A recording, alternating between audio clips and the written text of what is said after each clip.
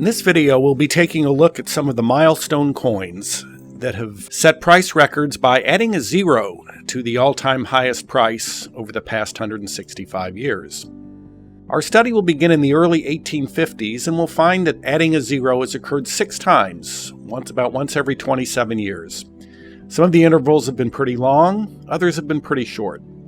So join us as we take a journey back through time and recall the great milestone coins of the past. Well, the first 8-figure coin is one most of us can remember. It was the incredible Neal Carter specimen of the $1794. And this coin is widely thought to be the very first silver dollar ever struck. It realized an incredible $10 million when it was sold by Stack's Bowers in January of 2013. We are still in awe of both the beauty and the historic value of this coin. Now, moving back a few years to the first 7-figure coin, this was the Eliasberg specimen of the 1913 nickel, sold by Bowers Morena in May 1996 as part of the Eliasberg collection. It brought $1.485 million to J. Perino, was the first $1 million coin. And really, if there was to be a $1 million coin, many people felt that it had to come from the Eliasberg collection because it was probably the greatest collection ever assembled of U.S. coins. Now we'll move back another 23 years or so to the first 6-figure coin. This was another $1794. This one, the St. Oswald specimen, was sold by Superior in October 1973 as part of the Gilhausen collection. Where it realized just over the $100,000 mark. It brought $110,000. And it is simply an exquisite, uncirculated example of our first silver dollar. Now we're going to take a jump back quite a few years, back to 1941 for our first 5-figure coin. This is none other than the 1822 half eagle, of which only 3 are known, out of an original mintage of approximately 17,000 coins. The rest were melted. This the famous Parmalee specimen, and sold by B. Max Mell as part of the Dunham collection. And it was graded about uncirculated in the sale. It realized $11,575 and was bought by Charles Williams. This coin later ended up in the Smithsonian Institution, where it was consigned by Josiah Lilly. Now we go way, way back for our first 4-figure coin. This was sold as part of the Chapman collection on May 14, 1885.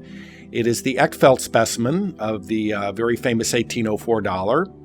And in that sale, it brought exactly $1,000 to James V. Dexter, who, as some of you may recall, later engraved his initial D in one of the clouds on the reverse.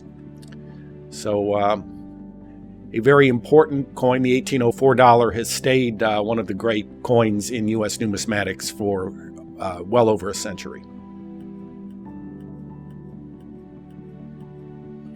Now our first 3-figure coin, this was sold as part of the Finoti Woodward collection on November 14, 1862 by Bangs and Merwin.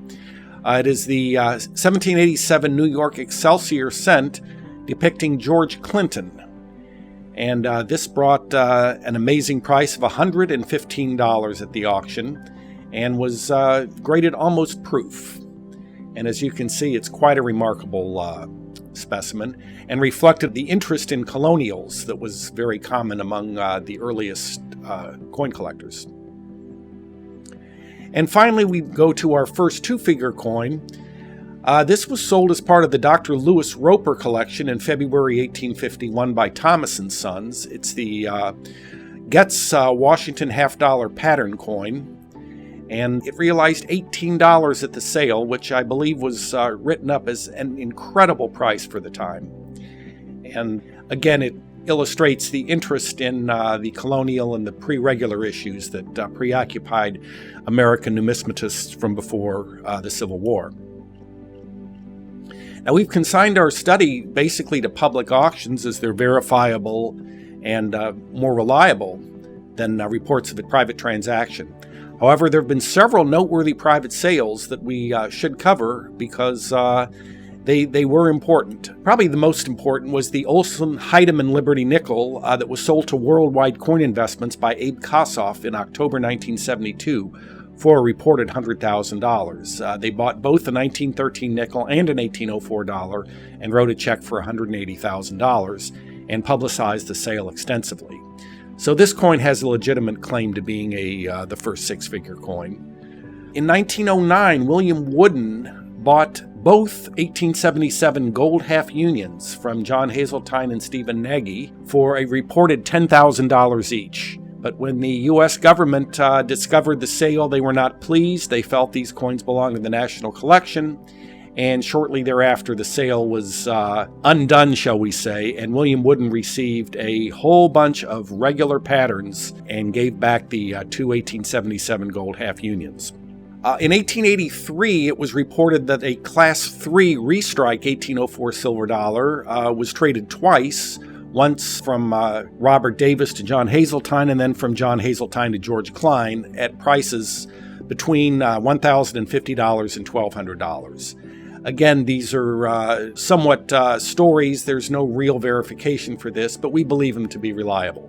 And finally, we'll discuss the Immune Columbia piece in gold. This was sold in 1843 by Matthew Stickney, and he sold it to William Dubois, who bought it for the National Collection. And it is thought that he received well in excess of $10 worth of value for this Immune Columbia piece in gold.